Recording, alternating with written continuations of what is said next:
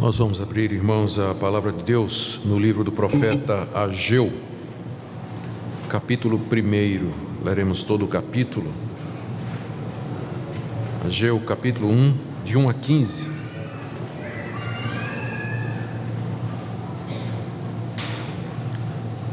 Ageu, juntamente com Zacarias e Malaquias, são chamados profetas do pós-exílio. Eles profetizaram em Israel quando o povo havia retornado do cativeiro babilônico.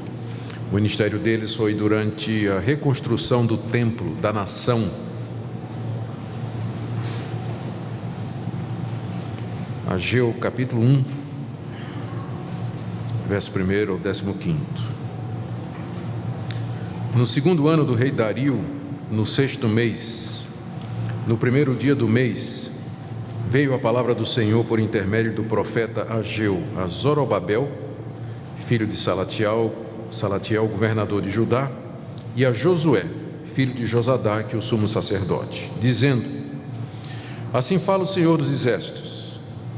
Esse povo diz: não veio ainda o tempo em que a casa do Senhor deve ser edificada.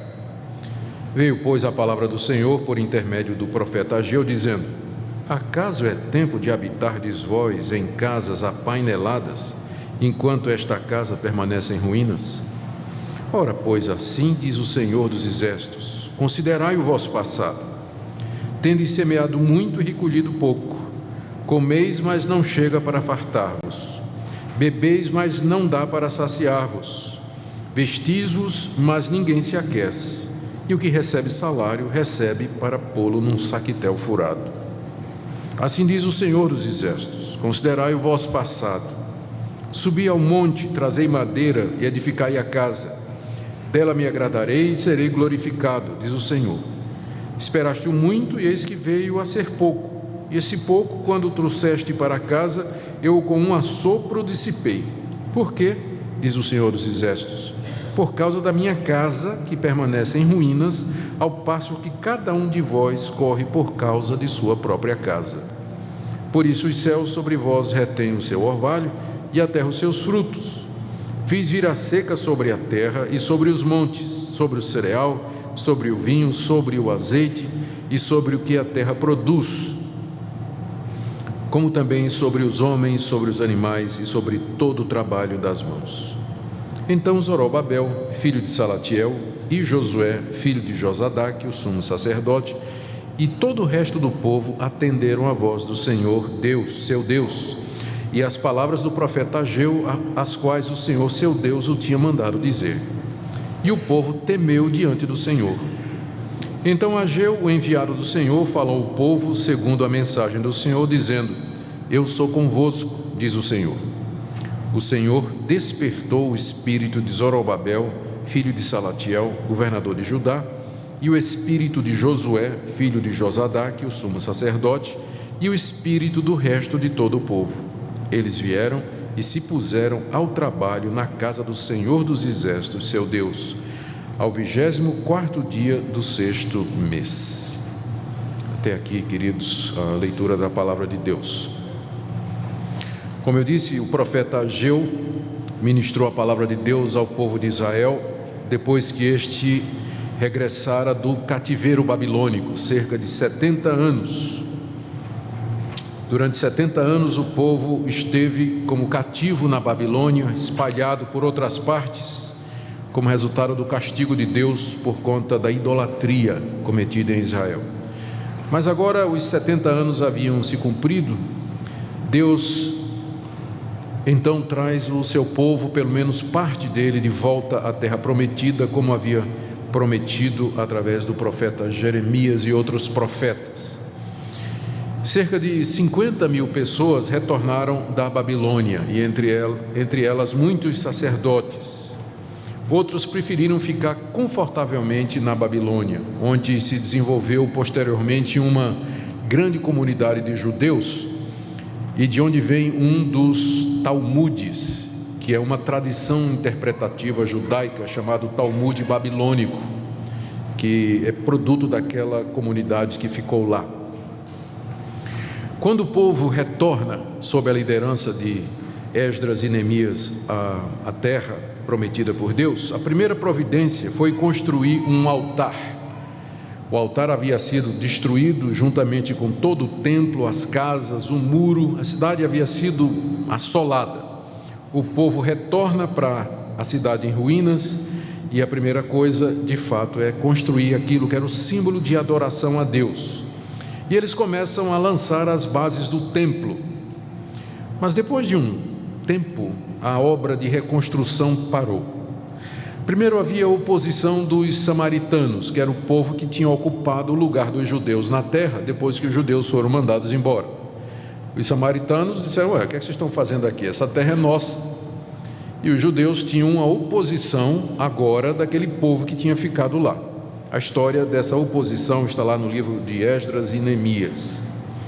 Além disso, havia também o problema financeiro que se agravava. Enquanto que alguns judeus haviam conseguido abrir seus negócios ou reabrir seus negócios, reaver suas terras, plantar, todavia a seca tinha trazido uma produção fraca, uma colheita pequena, o gado não era tanto, e o povo estava muito aflito com sua própria necessidade financeira.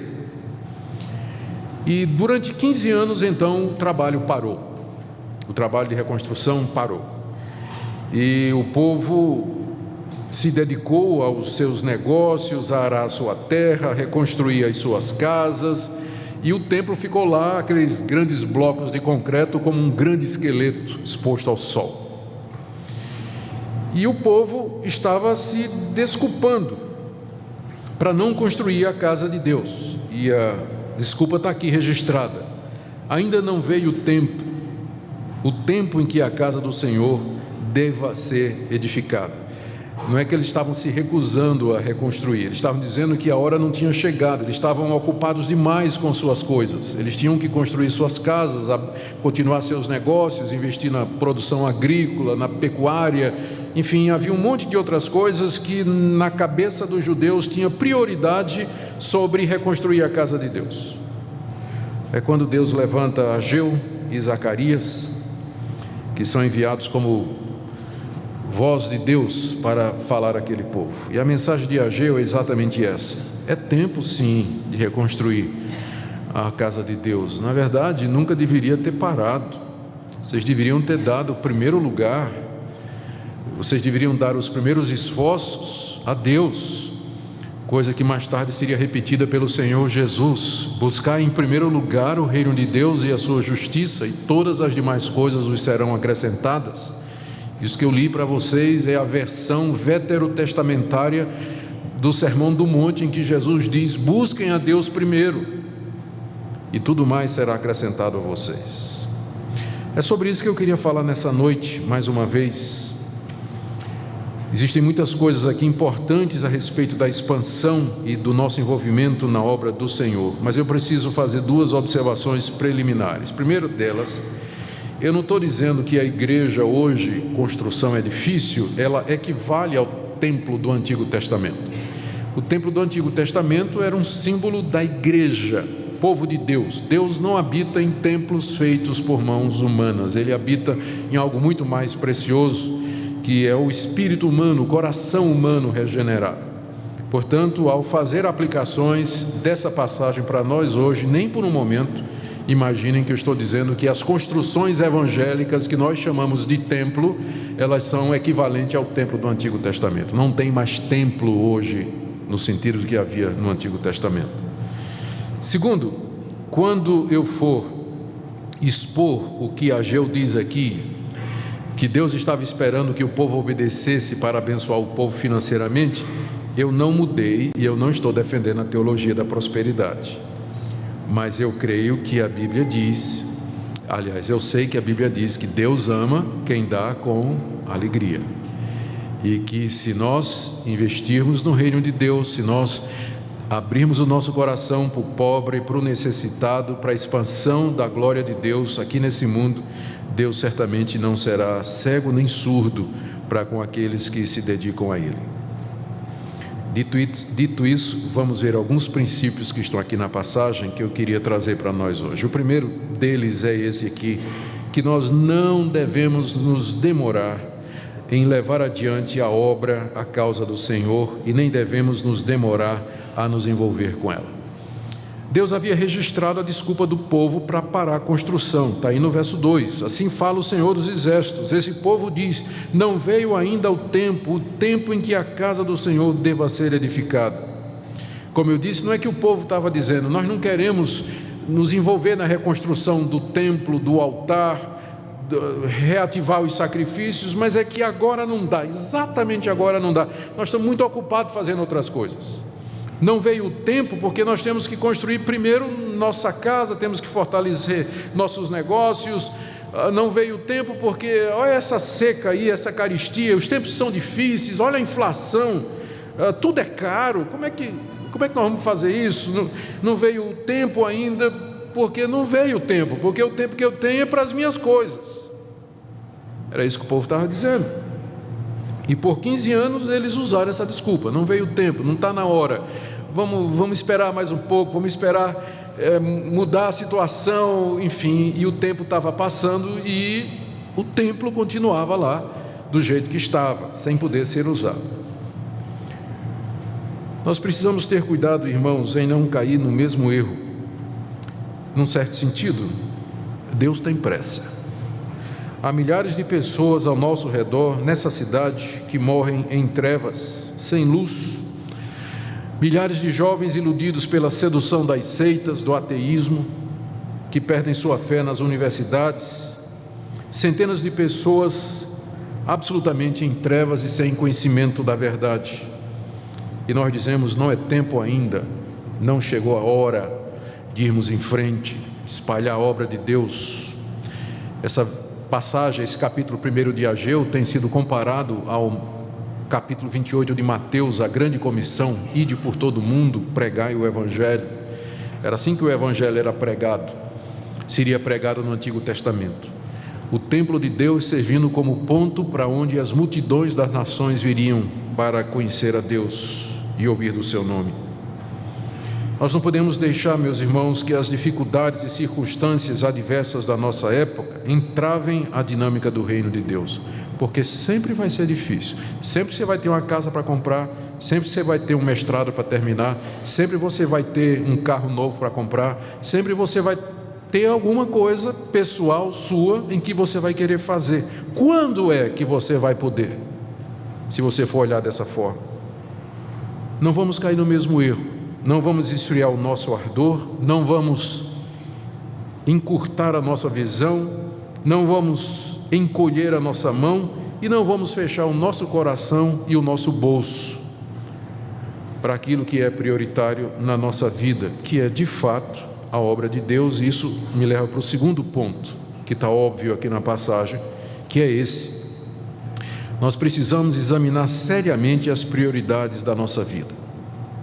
Veja a pergunta penetrante que Deus faz através do profeta Ageu, nos versos 3 e 4. Veio a palavra do Senhor por intermédio de Ageu, dizendo: acaso é tempo de habitardes vós em casas apaineladas, enquanto essa casa permanece em ruínas? Essa casa era o templo.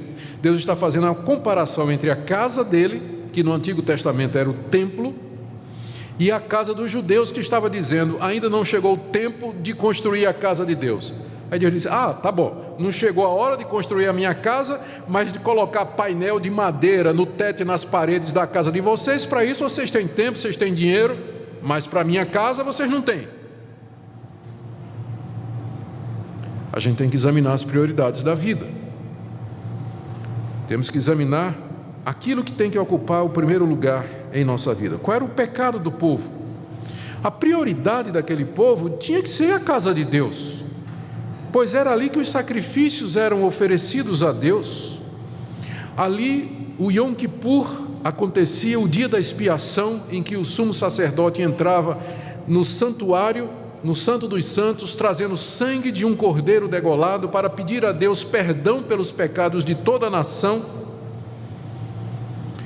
Era ali que o povo expressava gratidão a Deus pelo retorno do cativeiro. O povo tinha acabado de experimentar uma grande bênção da parte de Deus, que foi o retorno para a terra prometida. E agora não era tempo de mostrar gratidão a Deus? Ainda não tinha chegado a hora? A prioridade era a casa de Deus, pois eles eram do Senhor. Deus era o Deus deles. Eles tinham que dar a Deus o primeiro lugar. É isso que o primeiro mandamento dizia: não terás outros deuses diante de mim. Eu sou o primeiro lugar na vida de vocês. Essas desculpas, não é o tempo, ainda não é a hora, as dificuldades financeiras, eu tenho prioridade, tudo isso eram desculpas falsas. Na verdade, o problema do povo era espiritual. O problema do povo era falta de amor a Deus, falta de gratidão a Deus e falta de reconhecimento por tudo que Deus lhes havia dado.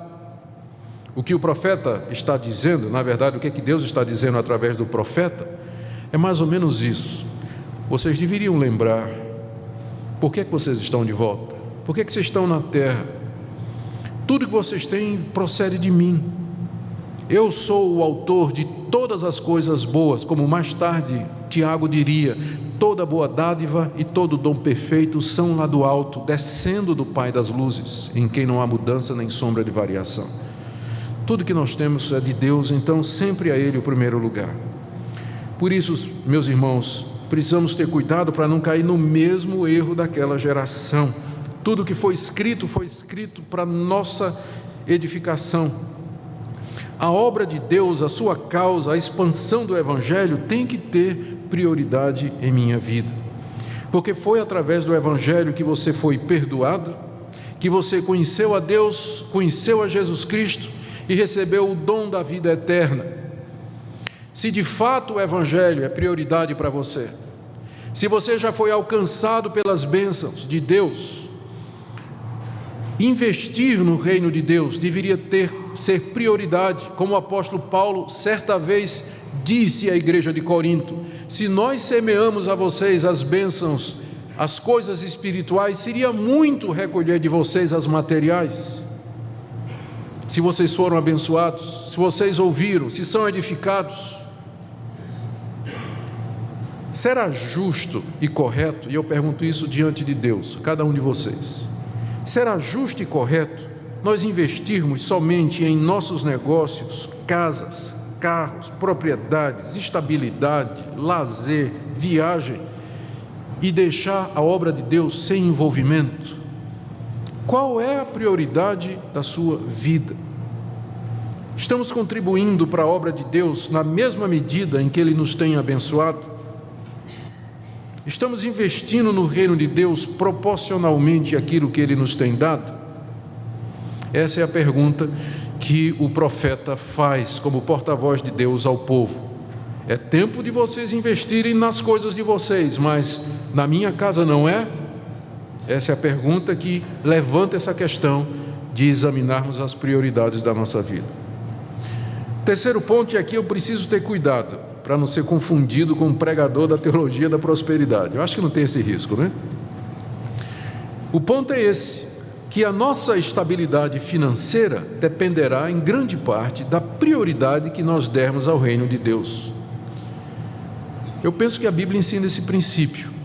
Veja, Deus aqui faz uma chamada ao povo para considerar seriamente a sua história, versos 5 e 7 a 7. Assim diz o Senhor: considerai o vosso passado, dá uma olhadinha para trás, diz o Senhor.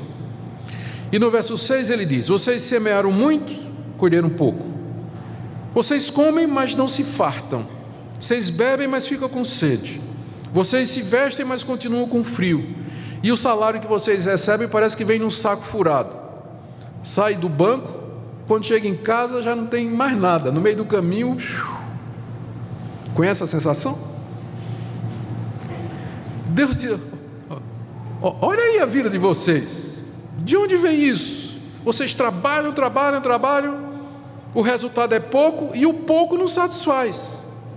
O que Deus está dizendo aqui é o seguinte: que que os judeus estavam passando por aquele período difícil de seca, de carestia, de fome, de inflação e tudo mais, exatamente porque eles não tinham dado o primeiro lugar a Deus e a sua justiça, e portanto as outras coisas não foram acrescentadas.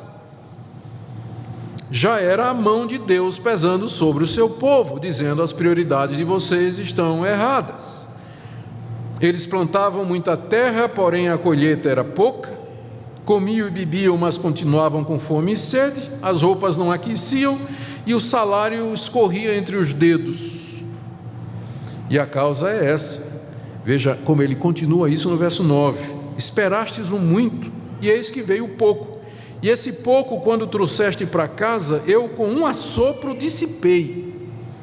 Por quê? Diz o Senhor. A razão está aqui, por causa da minha casa, que permanece em ruínas, ao passo que cada um de vós corre por causa da sua própria causa.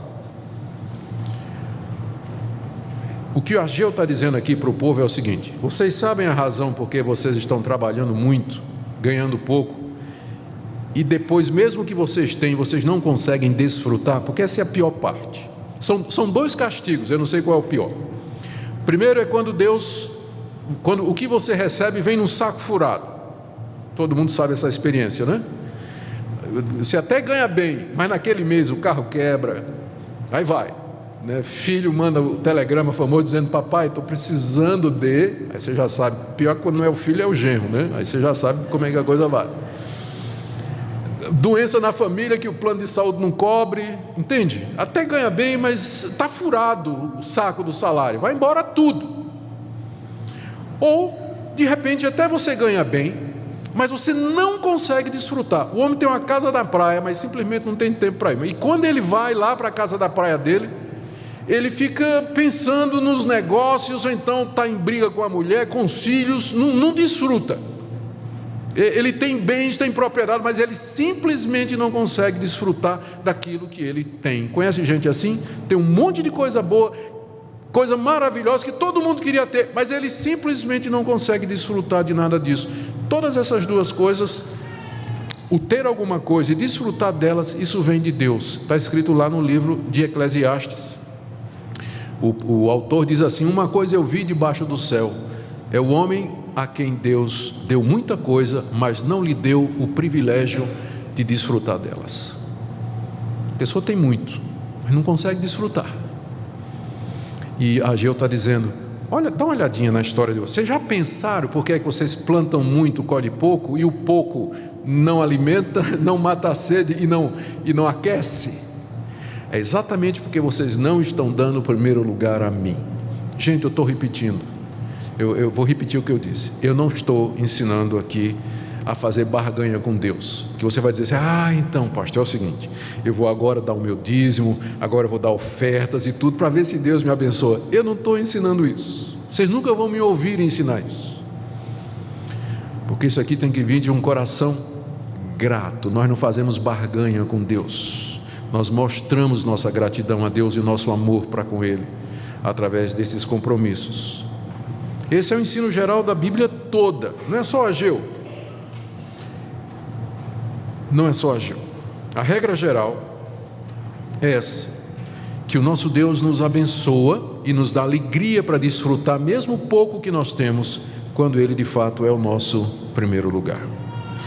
Quarto princípio que nós aprendemos aqui: o nosso objetivo maior na vida é a glória de Deus, é agradar a Deus. Veja o que Deus diz através do profeta no verso 8 ao povo, depois de fazer aquela reflexão: olhe para o passado de vocês, vocês estão entendendo agora porque é que vocês estão comendo pouco e o pouco não satisfaz? Então, verso 8: subi ao monte, o monte aqui é um monte Líbano, trazei madeira. A madeira do monte Líbano era preciosa, utilíssima para construção de luxo.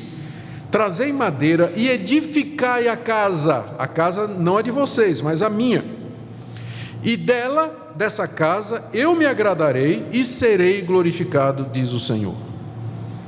O povo, então, de acordo com essa passagem, deveria subir ao Monte Líbano para trazer madeira, não para a casa deles, casa de verão, assim, apanelar a casa com madeira nos tetos, um negócio chique, não é?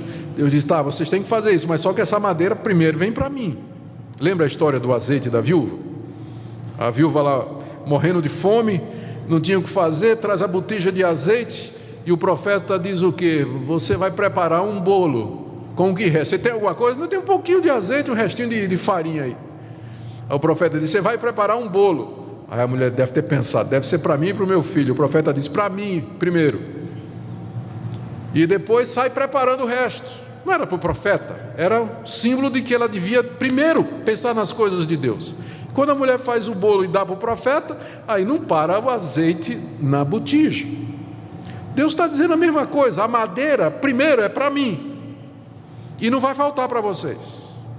Não vai faltar.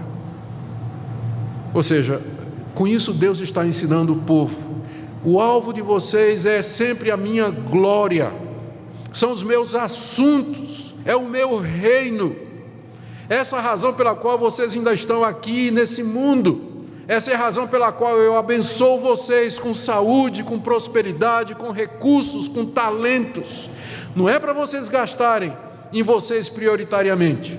Isso virá no tempo certo e da maneira certa, mas sempre eu quero ter o primeiro lugar na vida de vocês. A madeira é para mim primeiro, depois vocês podem botar a madeira que quiser na sua casa.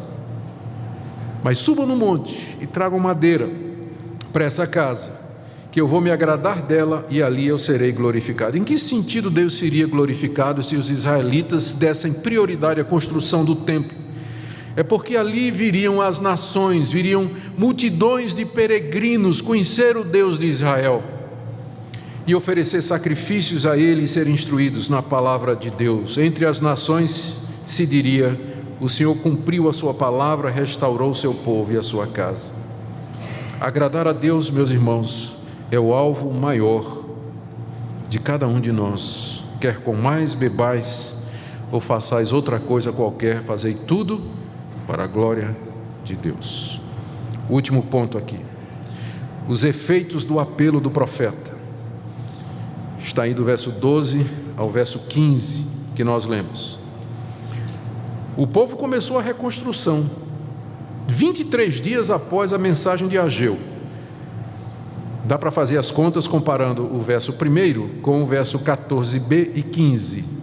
Eu não vou fazer essa conta agora, mas dá 23 dias, desde que Ageu pregou essa mensagem e o povo resolveu recomeçar a construção. Graças a Deus, o povo ouviu a voz de Deus através do profeta. O texto nos dá 3 razões pelas quais o povo recomeçou a construção. O povo vinha dizendo 15 anos, não chegou a hora. Deus levantou o profeta falou, o povo disse 23 dias, vamos lá. Primeiro, porque o povo temeu a Deus, verso 12. Zorobabel e Josué e todo o resto do povo atendeu a voz do Senhor seu Deus. E o povo temeu diante do Senhor. O povo escutou a voz de Deus e o povo temeu. Talvez temeu outro castigo, talvez percebeu o seu pecado, o seu egoísmo. O temor aqui não é medo, mas é amor, respeito, devoção a Deus. O povo temeu a Deus porque era isso que faltava. Esse temor respeitoso, essa adoração diante da santidade de Deus, essa compreensão e percepção da sua grandeza, que faz com que nós nos sintamos no nosso lugar e entendamos que é para esse ser supremo que nós vivemos. Falta esse temor em muitas vidas, que vem quando a gente compreende quem Deus é e quem nós somos. O povo temeu a Deus e como que disse assim, meu Deus, o que é que nós estamos fazendo? 15 anos egoisticamente, nós pensando nos nossos assuntos, buscando em primeiro lugar o nosso reino, e nós deixamos o reino do nosso Deus para segundo plano. O povo temeu a Deus. Segundo, o povo creu na palavra que Deus disse, que está aí no verso 13. Então Ageu, o enviado do Senhor, falou, depois que o povo temeu a Deus e disse, nós vamos obedecer, Ageu disse da parte de Deus, eu sou convosco, diz o Senhor, eu estou com vocês, O que é que isso representa? A presença de Deus. Faz toda a diferença do mundo. Mais adiante, o tempo não dá para entrar nisso, no capítulo 2, veja o que Deus diz ao povo do verso 6 a 9, através de Ageu. Assim diz o Senhor dos Exércitos: ainda uma vez, dentro em pouco, farei abalar o céu, a terra, o mar e a terra seca. Farei abalar todas as nações, e as coisas preciosas de todas as nações virão, e encherei de glória esta casa, diz o Senhor dos Exércitos. Agora pensa no verso 8, quero que você pense no verso 8. Minha é a prata e meu é o ouro, diz o Senhor dos Exércitos. É como se Deus dissesse: dinheiro não é problema, nunca foi. Dinheiro nunca foi problema para levar avante o reino de Deus, porque dele é o ouro e dele é a prata. O problema não é dinheiro, o problema é o coração de quem tem dinheiro. É a prioridade das pessoas, esse é que sempre foi o problema. Eu vou ser com vocês, diz o Senhor, e eu sou dono de tudo. Com um parceiro desse a gente pode abrir uma igreja por dia em Goiânia, né? Minha prata e meu é o ouro, eu vou estar com vocês, não vai faltar, a obra é minha.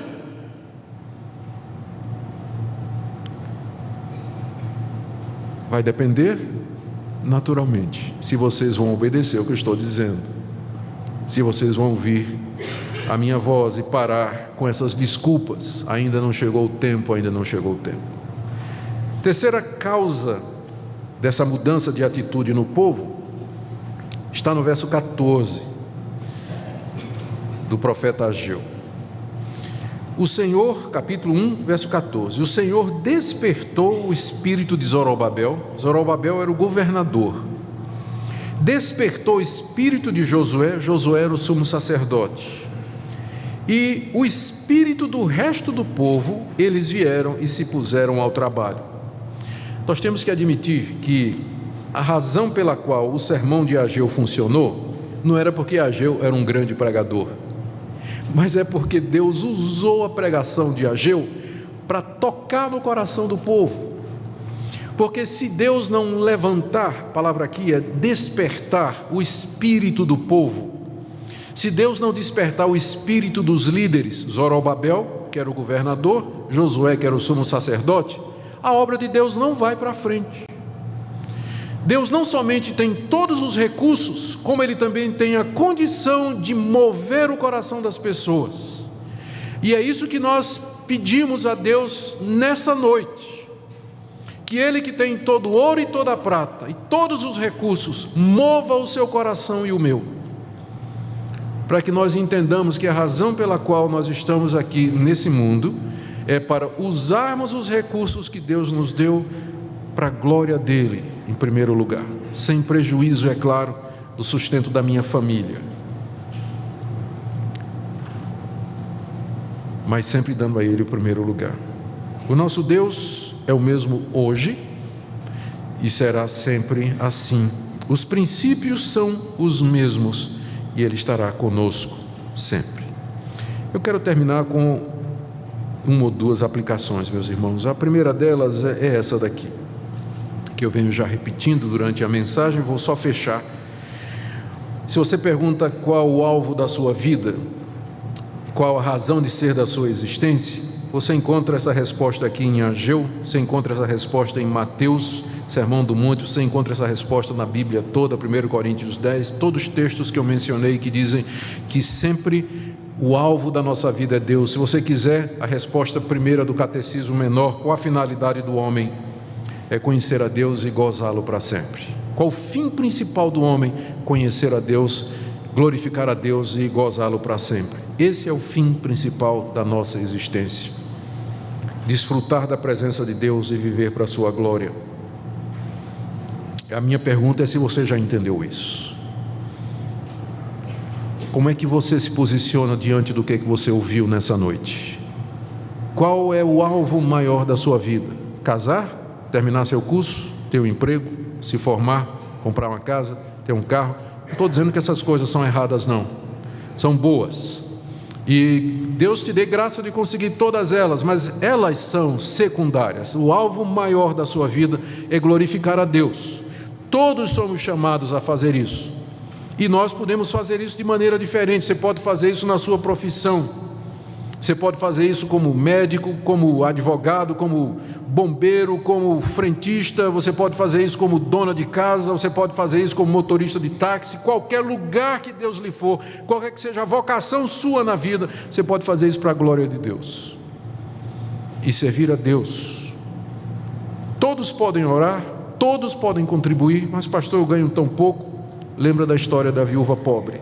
Todos podem dar tempo para a obra de Deus.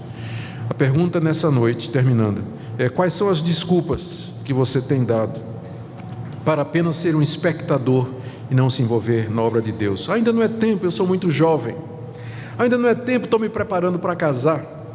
Ainda não é tempo, estou me preparando para o vestibular. Ainda não é tempo, estou pagando o meu carro. Ainda não é tempo, estou estudando para o concurso. Isso não vai parar nunca. Você sabe que isso não vai parar nunca. Sempre você vai estar fazendo alguma coisa. Então eu queria que nessa noite você dissesse a Deus: Deus, eu vou confiar que o Senhor é o dono do ouro e da prata, que o Senhor é o Senhor dos exércitos, e que o Senhor é o único Deus, e que merece temor, respeito e adoração, e eu dedico a minha vida a Ti. Eu quero viver para o Senhor, que tudo que eu faço aqui seja para a Tua glória. Meu casamento, meu estudo, meu trabalho, minha profissão, tudo que eu sou e tenho, eu quero nessa noite entregar ao Senhor. E eu vou parar com essa desculpa de ainda não chegou o tempo, ainda não chegou o tempo. Mas sem demora, eu quero me entregar a Ti, para Teu serviço. Que Deus ajude cada um de vocês nessa decisão. Porque onde vocês estão, em qualquer profissão que Deus lhe chamar, essa deve ser sempre a razão da sua existência, a razão maior do nosso viver. Amém? Vamos orar?